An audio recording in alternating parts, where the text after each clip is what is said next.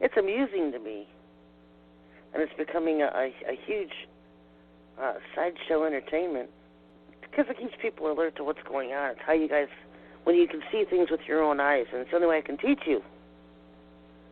I'm a teacher. I've always told the Father, what you teach me, I'll teach others. And so I teach.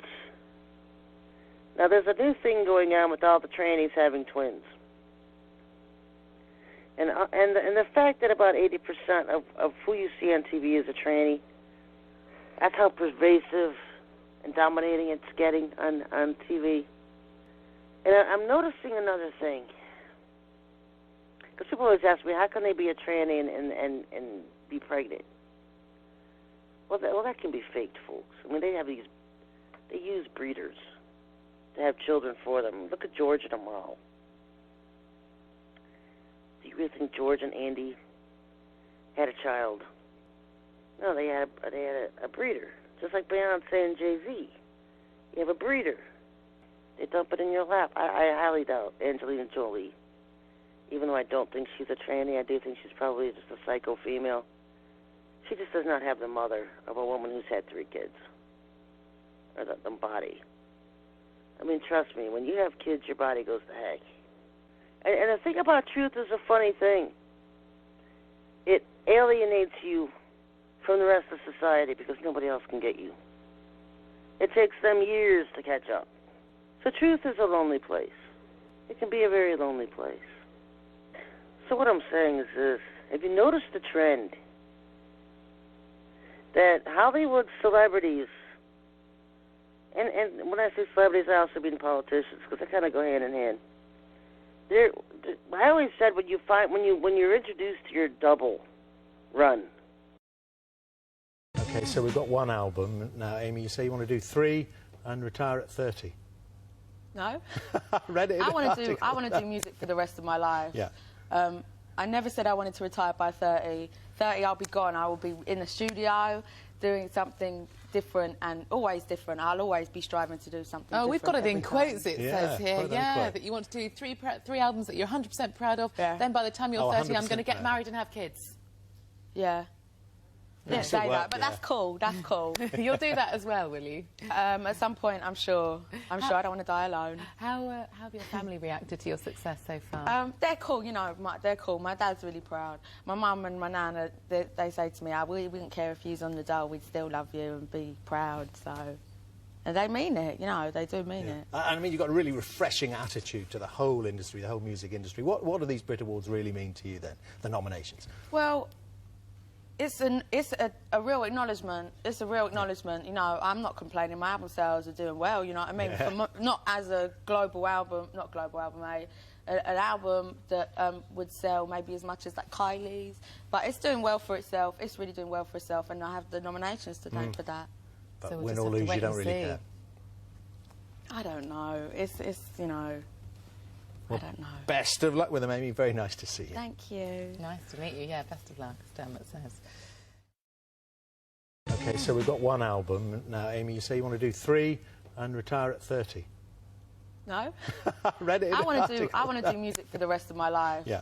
I never said I wanted to retire by 30. 30, I'll be gone. I will be in the studio doing something different and always different. I'll always be striving to do something different. Oh, we've got it in every time. quotes, it Yeah, says here. put it in Yeah, quote. that you want to do three albums that you're 100% proud of. Yeah. Then by the time you're 30, I'm going to 100% get proud. married and have kids. Yeah. Didn't still say work, that, but yeah. that's cool. That's cool. You'll do that as well, will you? At some point, I'm sure. I don't want to die alone. How have your family reacted to your success so far? They're cool, you know. They're cool. My dad's really proud. My mum and my nana, they say to me, we wouldn't care if you was on the dole, we'd still love you and be proud. So, and they mean it, you know. They do mean it. And I mean, you've got a really refreshing attitude to the whole industry, the whole music industry. What do these Brit Awards really mean to you then? The nominations. Well, it's a real acknowledgement. It's a real acknowledgement. You know, I'm not complaining. My album sales are doing well. You know what I mean? Yeah. Not as a global album, an album that. Very ambitious. Or maybe not. Nah, I don't really care. Okay, very. I just like to work hard. I like gigs. If that makes me you know, success to me is being able to play a gig every single night. Yeah. If that's ambitious, then cool. Yeah. You know. Okay, but some bands are like, yeah, we'll do a gig or we'll put out an album, but you know, that's like the one thing in my whole life that keeps me sane is music, making music and performing it. Yeah. After this festival, what are the plans? I'm doing my video really soon. Yeah. For F Me Pumps. Is it a performance video? Just giving it all that? What's the difference between? You know, performance. Or performance or narrative. Yeah.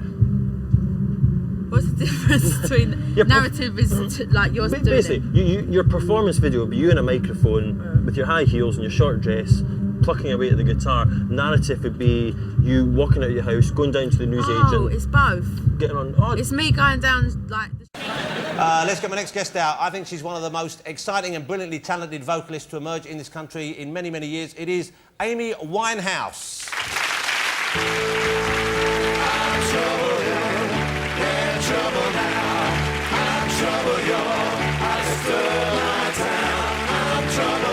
Wow, Amy, you look fantastic.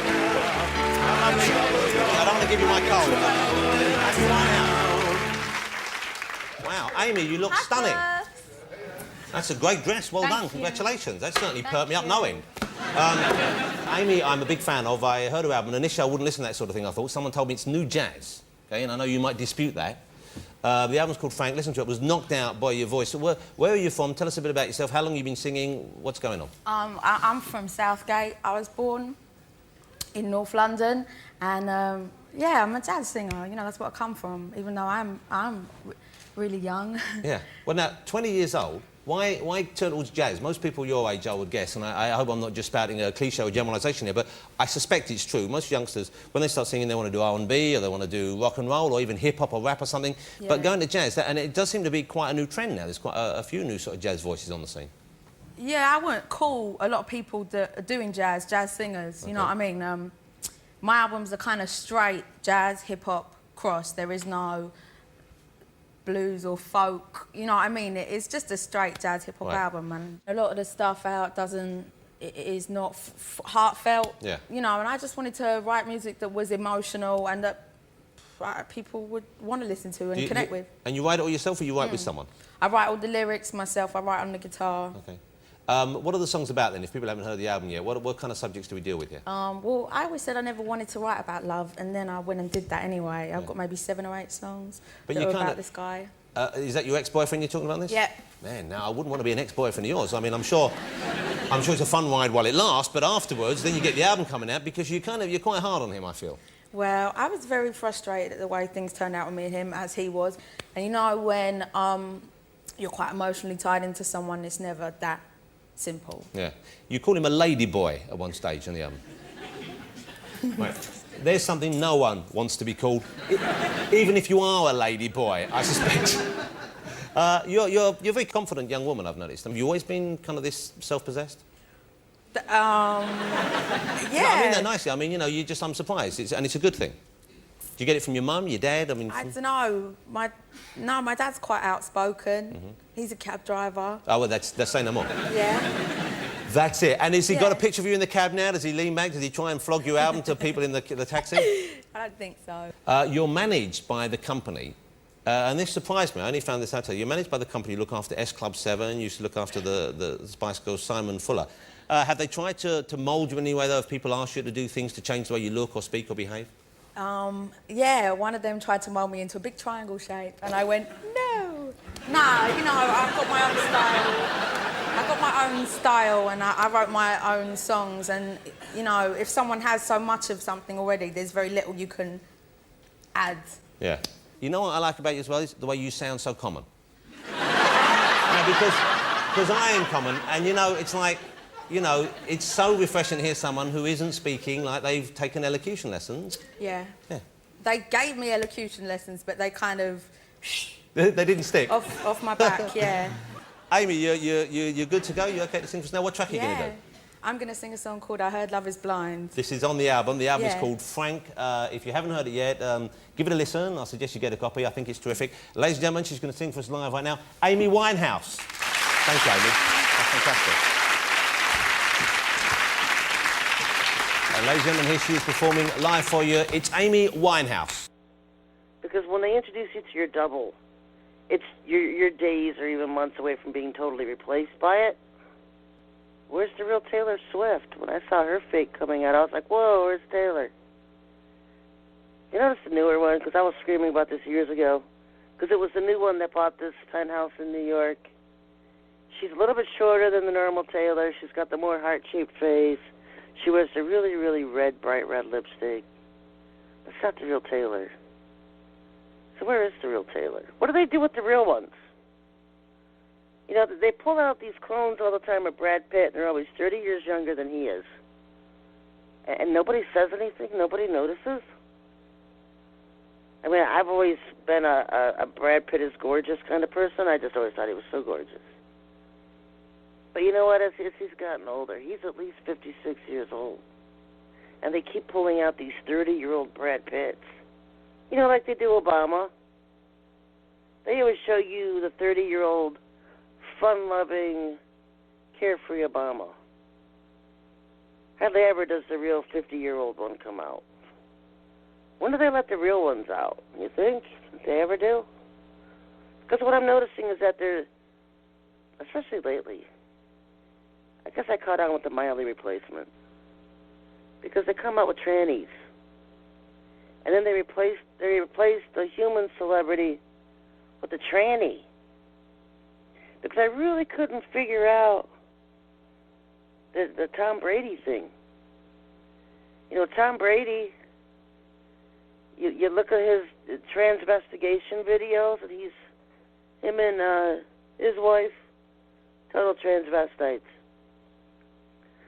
But then when you look at his playing football, I think that one's not a female. That one has the Adam's apple. That one looks like a male. So who was the Tom Brady on the beach with his wife that was a total tranny? And so I'm starting to catch on that they're using tranny doubles. I don't know. And then look what happens. Like Brett Favre, the guy retired when he was like 70 years old from the NFL. I mean, he was old. He's one of the oldest quarterbacks ever to retire. The real thing of twinning, which is what I think is the real term for this Hollywood twinning thing. Hollywood's just not having twins, because that's the dual reality, the dual world of Hollywood. But also the reality that a lot of these human celebrities just being replaced by their twin look-alike, which is a tranny. And they're doing it to sports figures, too. They retire, they kill them, and the tranny takes over. It's a whole tranny agenda thing going on. Then you have the twinning agenda going on in California. All the humans being replaced by tranny lookalikes. I talked to this kid, 19 years old, out in California a couple months ago. He'd already gotten a chip implant in his hand, because that's already the thing going on. They're chipping all their hybrid kids so that they can start promoting it to everybody else. And they're giving them roles in movies and videos and stuff as rewards, and to be promoters of the new RFID chip in your right hand. And he told me he was being groomed to replace Eminem. And they had been giving him pills and shots and stuff. And he did. He looked like a young Eminem. Because, you know, they killed the real one years ago, Marshall Mathers. And they've been using fakes and lookalikes of them since. And so this is what they do. They find kids. I don't know how they inject somebody else's DNA, start changing your looks to become a lookalike to a celebrity, but they do it. They do it. I mean, look at Lauren that plays Miley Cyrus. She was replaced by a tranny, the original Miley. They've all been replaced, folks. Replaced by trannies. Gee, that's your legacy when you leave Earth. You should get replaced by a tranny. It takes over your name and continues your brand on Earth, your name on Earth. Wow. And now you see him in shaving commercials, and he's like 30 years old. The replacement Favre is out. So they just get rid of the real celebrity, and they start bringing out the much younger lookalikes and clones or trannies.